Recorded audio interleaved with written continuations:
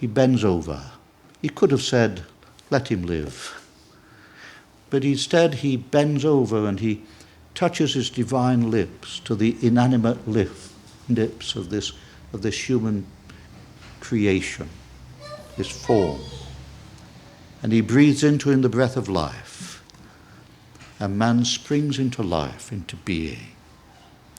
This is something that must have had a profound impression upon the angels of heaven. You can almost hear the angels whispering to one another throughout their sacred ranks. You know, man must be very special to God. Can you imagine that? Man must be very special to God. Indeed, human beings, man and woman, must be very special to God. Let's come back there to Genesis 1, because after God said, let us make humankind, it says in the next verse, verse 27, so God created humankind in his image. In the image of God he created them. Male and female, he created them. He made the animals, but this human animal, this human species, he made of a higher form than the animals, and he made us in his likeness, according to his image. Indeed, we must be very special to our Creator. I think so, don't you? I think so. You know, the psalmist must also have wondered about this. If you turn with me to Psalm 8, he makes another remarkable statement there along the grounds of what we've just been considering. Psalm 8. And let's notice what he says here.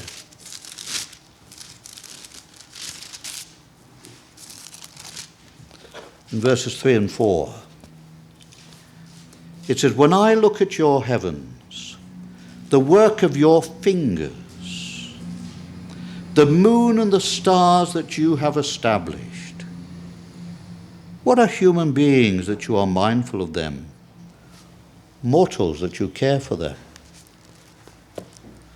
You know, the psalmist didn't have the privilege of what we have today of looking through giant telescopes, unless the Lord revealed to him in vision. But nevertheless, he would have had the experience that no doubt we have had on a dark, clear night, away from the city lights, and to look out into the universe. I remember a number of years ago, my wife and I, we visited the island of Madeira. Anybody ever visited that island? You've been there too. Did you go up Pico de Arriero, right to the very top? You stay in the hotel that night.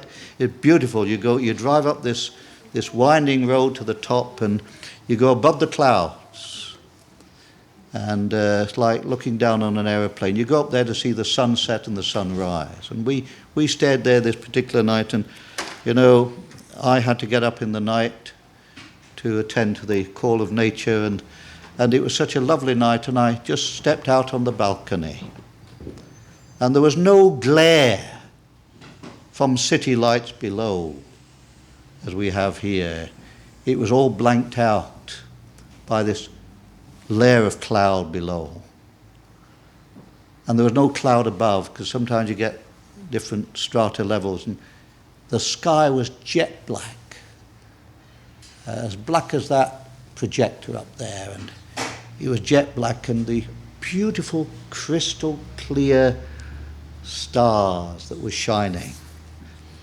They were just as though they were set in velvet. I felt I could reach up and just pluck one. You know something? I had to go in and say, Pearl, wake up and come and look at this. She wasn't very happy with me when I woke her up. Never is. But understandably so. But I think when she came out to see it, I think she appreciated it. Was something I didn't want her to miss. You know, the psalmist, he must have looked out there on those starry nights, those clear nights, and looked up into the sky, because they wouldn't have been washed out by city lights. They didn't have electric lighting in those days. And he looked at all these wonderful things and he said, "What is man, that you are mindful of him? What is man? When I consider the heavens and the work of your fingers, what is man?" You know, friends, within this vast universe, you know, when you are high up in an aeroplane, and say you're looking down through the window, and it's a clear, you know, there's no cloud there, you can see the roads and you can see the railway lines, but you can't see the vehicles on them, can you? Have you noticed that? Because you're so high up, maybe 30,000 feet up, and you can't see them because they're too far away. They're too small to be seen. But you know something? When you look at the size of our universe, this vast universe, it's a tremendous size. I don't know if there's an end to it. One day we'll find out. But what is this universe? Our planet is just a speck in the universe. And therefore man must be a macro speck. Or is there another word for something even smaller? But you know, have you looked at some of these photographs that they take through the telescopes, or even with the satellites? They can even show us satellite pictures now of the Milky Way, and you look at this mass of light, all these stars. A star, by the way, is a sun, a burning sun, and you see a mass of light, but because of the distance we're looking at it, that mass of light could be a whole constellation. As you come closer, it begins to widen up. It's like an aircraft. You see a light in the distance at night, but as you come closer, it opens up as a big city.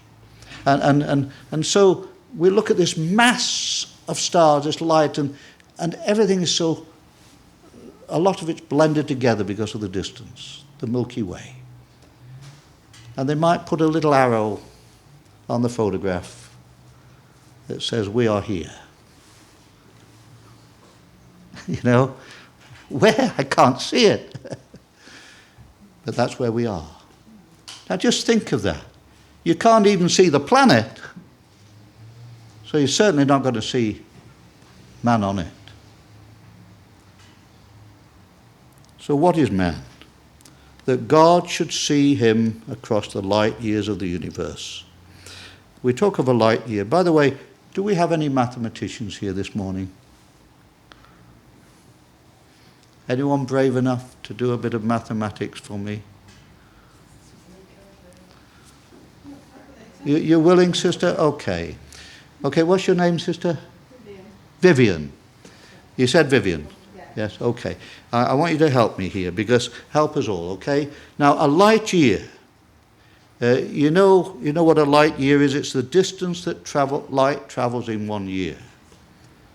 Now, how far does light travel in a year? Let's try and get some understanding of this. Because they tell us that light travels 186,000 miles a second. That's not a year, that's a second. 186,000 miles. Can you imagine that distance? Not very easily. It's a bit difficult. 186,000 miles a second. So how far does light travel in a year? This is where I need your help, Vivian. Can you multiply that by 365? I see she's got a calculator thing going here.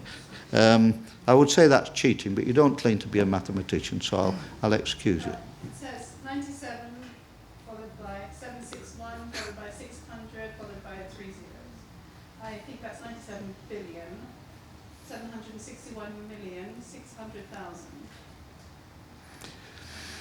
I'm not sure, you know, that may not be big enough to calculate it. Excuse me saying. Well, we just did it by what he said.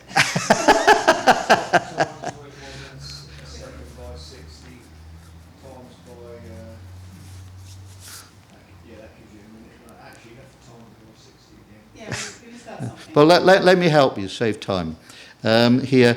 But I'll need some more help later. But if the calculation I did is correct on a bigger machine, and I hope I'm pronouncing this correctly, 5 trillion, 865 billion.